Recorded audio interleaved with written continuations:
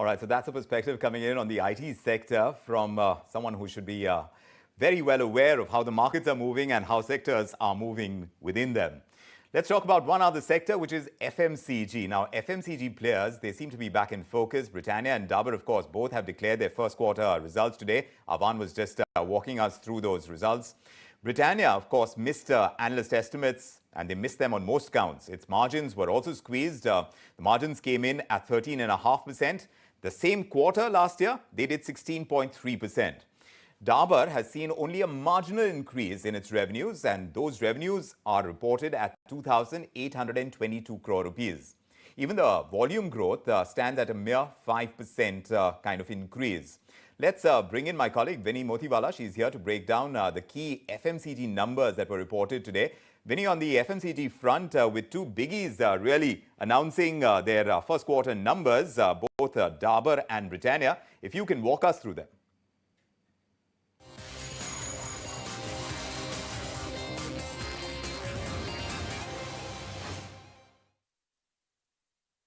So both Dabur and Britannia have reported their numbers, and overall when you look at Dabur numbers, they were in line with estimates, whether you see revenue, profits or margins. They were in line. Volume also was in line with what we were expecting. Mid-single digit volume growth of 5% is what Dabur reported. But in terms of other than that, when you look at it from the biscuit perspective, the biscuit maker perspective, Britannia actually reported a set of numbers which was much below what we were expecting, and that is one factor that is differentiating between both of them. Britannia reported a weak set of numbers, while Dabur managed to report an inline set of numbers coming in this time around. Now, Dabur did highlight one thing, that they have seen rural and urban growth has been at par for Dabur.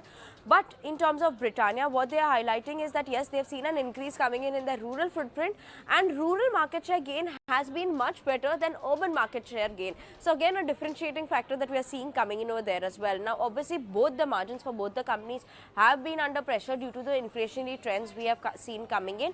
Yes, Britannia has seen a sharper contraction in terms of margins because wheat as well as we say industrial fuels, that has seen a sharp contraction, sharp increase on a sequential basis in the June quarter. So that is why we're seeing a sharper contraction coming in terms of margins for Britannia. While in terms of Dabur, when you look at that, Dabur's margins also have seen a contraction coming in, but it's not as sharp as we're seeing in terms of Britannia. Yes, 200 basis point here and 300 basis point in terms of Britannia. So all in all, Dabur in line set of numbers, but Britannia is below the estimates of what we were expecting. All right, so at least as far as these two FMCG companies, like Vinny is telling us, we have a little bit of a mixed bag. But during the analyst call, after the numbers came out, the company's managing director, Varun Berry, over at Britannia, has shared expectations with the price rise in the market currently and the kind of impact this has on the volumes of the various products that they bring into the market. This is what we heard from Varun Berry. I would think that normalization is around the corner. There has been a drop as far as volumes are concerned. You know that our volumes are in negative territory. Albeit small single digit, very small single digit negative territory. But the number of packets that we sell is flat. And we are hopeful that this will start to grow once again. Now that we've gotten to this stage where we've had 2 clear years of price increase, and we haven't seen a huge negative as far as volumes is concerned, and we continue to see fairly positive revenue growth. I think it's a good sign. And it shows that we should be able to weather the storm in a good way. So, yes, there is a storm, but they are hopeful that they're going to weather it in a good way, is what we heard from Britannia's management. Varun Berry was speaking in that con call. But now with some of the major FMCG companies reporting their first quarter numbers, the companies are sending out some kind of mixed signals. Let's try and decode them. Shirish Pardeshi is a senior analyst for the FMCG sector at Centrum Broking, and he's joining us on this leg of the show. Great to have you with us, Mr. Pardeshi. This price-led boost has actually propelled the FMCG industry in recent times, and it seems to be getting back on its feet. We seem to be in double digits, at least around the 11% mark is what we saw in the June quarter. But it's value growth, not so much volume growth. So what's your reading of the FMCG sector with the kind of earnings that we've seen so far in the first quarter of 2022? We've got Dabur come out with their first quarter numbers. So has Britannia. Again, there is a mixed bag. I'm just wondering whether those worries around rising input costs are actually ebbing. Are you getting a sense that consumption is holding up despite the higher prices of our everyday use items? Yeah, thank you, Vikram, having me on the show. I'll just give a little more different direction. Generally, in the consumer parlance, the snacking categories are affected with the quarter one, which is April, May, June month, where colleges, schools are closed. So the out-of-home consumption to the certain extent gets impacted. However, the inflation which we have seen in food and fuel is completely impacted the consumption in the mass categories. That's what is visible, which we have seen so far in the result. Second point, which is important, is that the income generation activities and it is taking speed, whether we look at urban or even rural.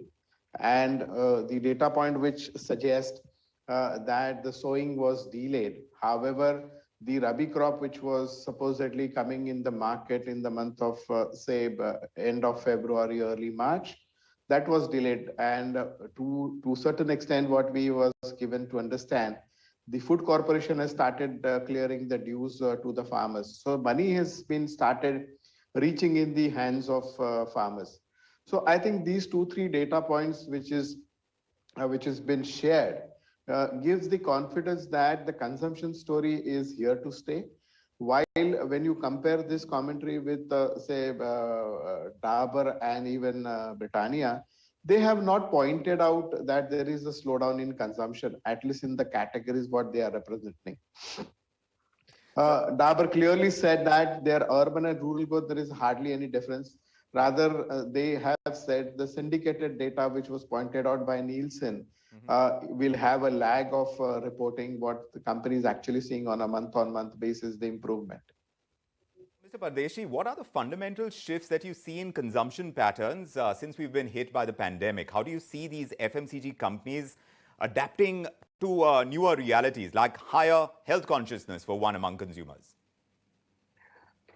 I think there is a clear shift which is happening, the health and hygiene trend, and people have consumed a lot of products. What we say that the COVID contextual product, which we have seen has a higher impact and decline for the companies like Dabur. While we are seeing is that the discretionary part of the portfolio is picking up. Maybe somewhere the normalcy is catching up, people have started going back to their work, and there is a consumer mobility which has seen a sharper impact or a positive impact on the consumption story. So what I'm simply trying to say that the higher inflation might have seen the shrinkage of the consumer wallet, but then people have downtraded, they have not exited the category. So maybe in terms of consumer outlay and spend on the particular product, they might have been buying a large pack or a bigger pack, they might have been consuming with the smaller pack. So the consumption is not fallen. It's only the investment of a consumer into the product has come down. Yes, that entire phenomenon is what we know as shrinkflation. But when you look at the various pockets of the FMCG sector, which are the ones that are showing greater promise of growth in the current environment and as we go into the festive season, which are the companies that you find are staying ahead of the curve in the sub-segments of the FMCG universe? Is it foods? Is it non-essential personal care products? Where is the action concentrated right now?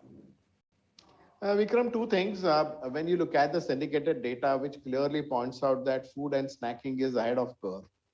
And most of the companies, I think there is a two-prong effect which is going to happen. The first effect is that with the opening up of schools and college and out-of-home consumption, that will directly impact positively on the snacking categories for sure. Second, the discretionary part of the portfolio, which has been resilient and which will have the impact positively. However, if you look at the staples categories where we have seen a inflationary-led price growth, which is ahead of 15-17%, will clearly have a negative impact on the consumption unless the prices may corrected. Because what has happened in the high inflationary situation, the high staple categories which have seen the price-led growth, there is a competition angle which is also there. So people might be buying those products, but their investment in those product purchase might come down, and that will have a lag. And that's the point which I'm trying to say, that once there is a benefit of inflation which is enjoyed by the companies will start giving back to the consumer, either from the product promotions or grammage, or they would start investing back into the advertising. Absolutely, Mr. Pardeshi. We hope it pans out the way you're indicating. At this point in time, we are seeing commodity prices come down, and the government is asking manufacturers of edible oils also to bring down prices. All of this should really have an impact on the entire FMCG pack. You said there is going to be a lag, and that's something else that we are watching out for, and perhaps in the future we'll connect with you again to see how the FMCG sector is moving along. But thanks very much for your perspective tonight. Thank you. Yes, and ever since the Russian invasion of Ukraine began in the month of February this year, we've seen global commodity prices skyrocket. Recently, of course, we've seen commodity prices come down like we've been speaking about.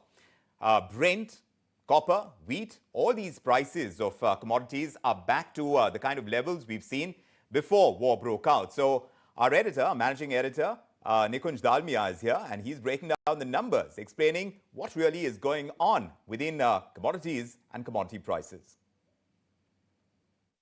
Brent is actually now way below $100. Now, the interesting bit here is that everything is centered around the war. War happened, energy prices have gone higher. War happened, commodity inflation is there. War happened, Ukraine cannot export wheat. Now, when the war happened, crude prices were at $96. So crude was in some kind of an uptrend. It was not that war happened and before that crude was $50. War happened, crude went to 130, and it's almost nearing $96, which means it's like a full circle what crude has done. Very, very important. The war is still on. Crude prices are back to where they were, plus minus $2-3, depending on the date you're tracking. But by and large, the spike what we saw, which was created because of supply squeeze to Europe, is getting normalized. Why? Because India is actually buying oil from Russia, and 10% of our basket now is coming from Russia. Second important aspect is wheat. Ukraine, in a sense, has a very large wheat exporting capacity. They are called as the breadbasket of Europe. Wheat prices before the war were at $780. It went to $1280. This is the time when bread prices, pizza prices, pasta prices, they just went to the roof. Today we're back to $780. It's almost a straight line. Just a coincidence, but yeah, it's a lovely coincidence that even though Ukraine's supply has not come in, but internationally, things are looking up. And copper, which again is important because it gauges the industrial activity. Copper is considered to be like a canary in a coal mine, more like an harbinger of where the industrial activity is moving. Copper prices were way above $4.50. This is the time when you had this commodity inflation. Everyone thought that, okay, no Russia, no Ukraine, no copper in the world. No copper in the world, no electric cars would be sold. No air conditioners would be made. But where is copper? It's come back to levels which are even below the war levels. So this was the peak of inflation. Now we are scared about, now we are talking about recession. And that's what markets are all about. It was an one-sided opinion, a big spike in commodity prices, maybe demand, maybe central bank action, maybe speculative built-up got created. Bottom line is, world is looking like a normal place, war no more. All right, so that's the take from Nikunj. Meanwhile, even as consumers are dealing with high edible oil prices, we're talking about the Department of Food and Public Distribution, who've met the stakeholders within that industry. And according to sources that we've been speaking to here at ET Now, the centre is asking these producers, the major marketers as well, to cut prices of edible oil. A possible reduction of 10 to 12 rupees could be on the cards, and it could happen in the next couple of weeks is what we understand. My colleague Samir Dixit has been tracking this story, and he's filed this report with all the exclusive details he's gleaned from his sources. Let's take a look. Definitely, this is a big development when it comes related to the edible oil prices. The center had a very important meeting with the key stakeholders that included edible oil manufacturers as well as the marketing companies. And the clear message that was given by the Secretary Food Ministry, who was chairing this meeting, he said that the conditions are such that the prices could be further reduced. And if it happens, we can see that the prices of edible oil can be further softened by around rupees 10 to 12 in coming 1 or 2 weeks, because the message that was given by the secretary also included the fact that the prices in the international market, it has shown a decline. In addition, the availability of imported edible oil in the country, it is also there in surplus quantity. And riding on these two important factors, the government has said that the manufacturers or even the marketing companies, they can further reduce the prices of edible oil in the retail market as well as in the wholesale market. And if it happens, this will be a big relief to the common man, especially seeking the upcoming festive season. All right, so the possibility of edible oil prices going down is very likely now, considering what we are picking up from our sources, and the government is going after this hammer and tongs. Let's see the outcome.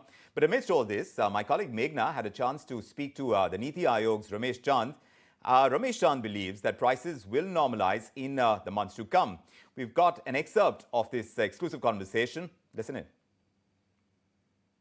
India has a huge dependency on the edible oil imports, and the acreage for oil seeds, they have not seen that kind of rise that we're expecting. Do you think increase in the import duties could have been used as one of the trigger factor to increase the acreage? You see, already if you look at prices of edible oil, we should not look at these for 1 year. We should look at whether in a particular year prices are normal or they are abnormal. Even now, even after decline in international prices of edible oil, still they are much higher than what is the normal kind of price. Okay, and you just find that last year mustard sold at a price significantly higher than what was MSP. So interest of producer is being taken care.